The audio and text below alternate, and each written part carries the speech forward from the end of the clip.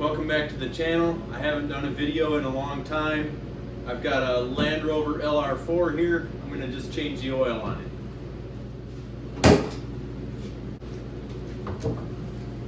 Let's open the hood.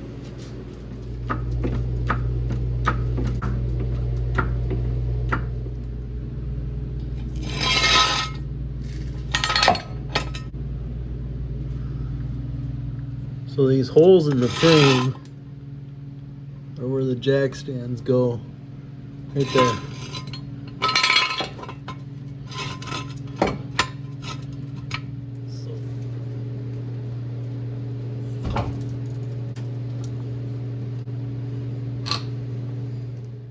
So next we're going to remove the skid plate. You got a bolt here, here, here, here. There's one here and one here. And a couple of them have nuts on them. So I'm just going to go and first break them loose.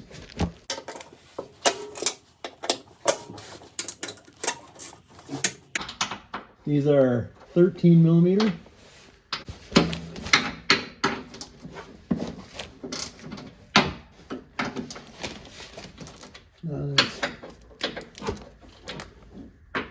So there's 4 that are bigger.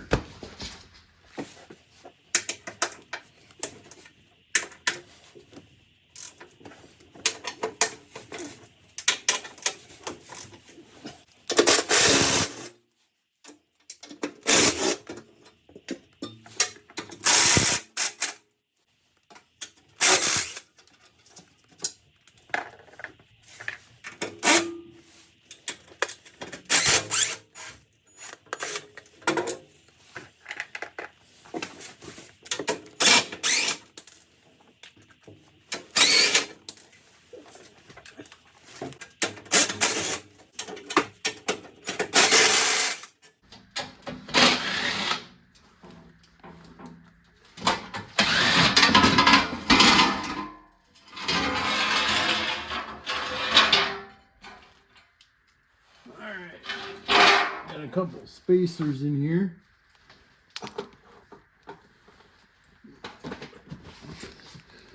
And now you can see the drain plug pretty good. Right there, points forward, makes a big mess every time. All right, we are gonna try something new today and crack this loose with a 13 mil.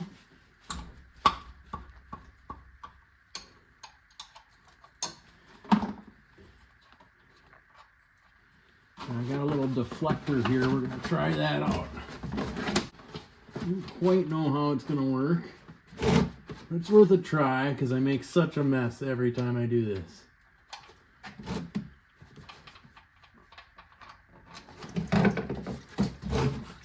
Okay, that's not terrible.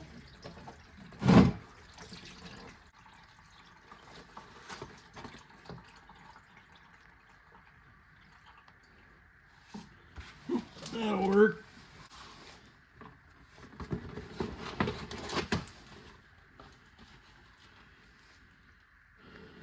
Still made a mess. I don't know if that was better or not. But the oil is out.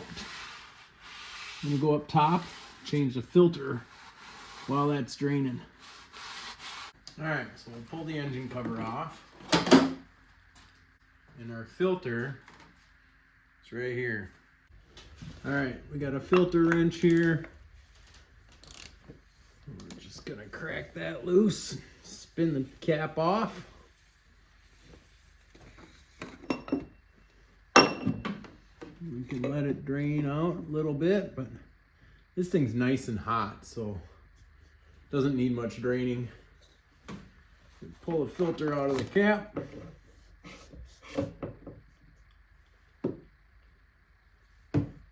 All right, we got a new O-ring, so we'll grab the old one off, stick the new one on. A little oil on it. And we can put our new filter in. Probably lube that up a little bit too.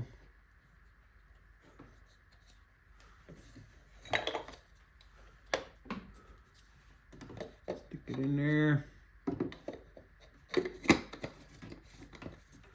Starter by hand.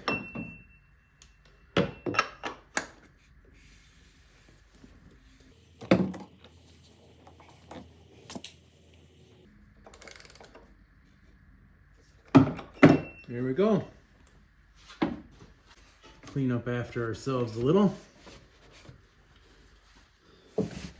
We can go ahead and put our drain plug back in.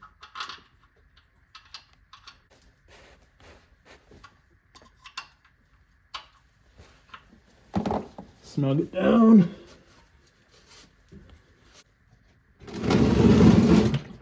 Then we got to put our skid plate back on. It's heavy.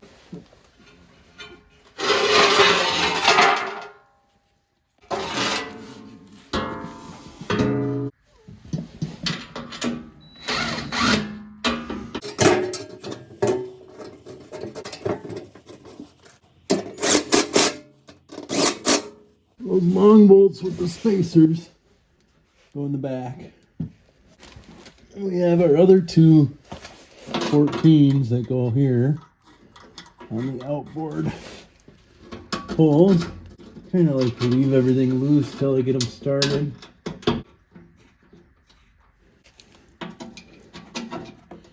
And these ones have a washer and a nut.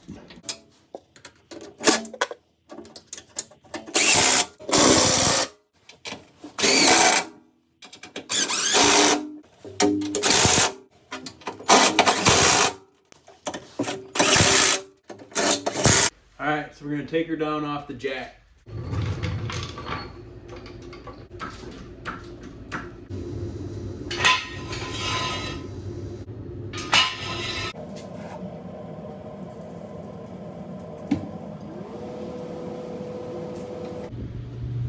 Alright, so all that's left to do is to fill it up with oil. They put this oil fill nice and recessed in here, so you can't get to it super easy. Look down in here, they have that little Hope tube there. So you can hook up to that, and you can actually use a fluid evacuator and suck the oil out from the top. I did that last time I changed oil, and it seems like I only got about probably 1 quart short of the whole job done. So this time around I went underneath and drained the oil the old-fashioned way. So if you do drain the oil from the pan like I just did, it takes 8.5 quarts. So with the electronic oil check and not having a dipstick, I just pour in 8.5 and it's good to go. When I drew the oil out from the top and I didn't quite get 8.5 out, I had to pour in what I took out. It ended up being a little bit low when I finally checked it, and just seemed like a little bit more of a process. So I'll crawl under there, I'll drain the oil, get a little messy, and have the peace of mind knowing that I got the oil change done.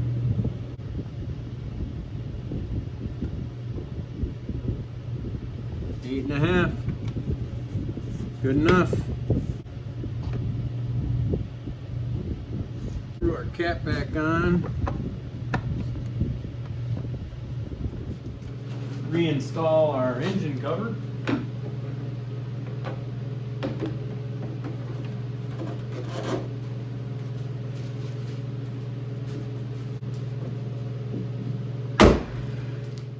So that's it. We're ready to start it up, let it run for a few seconds, take it for a short drive, and then it's got to sit for 10 minutes and you can check the oil on the dashboard.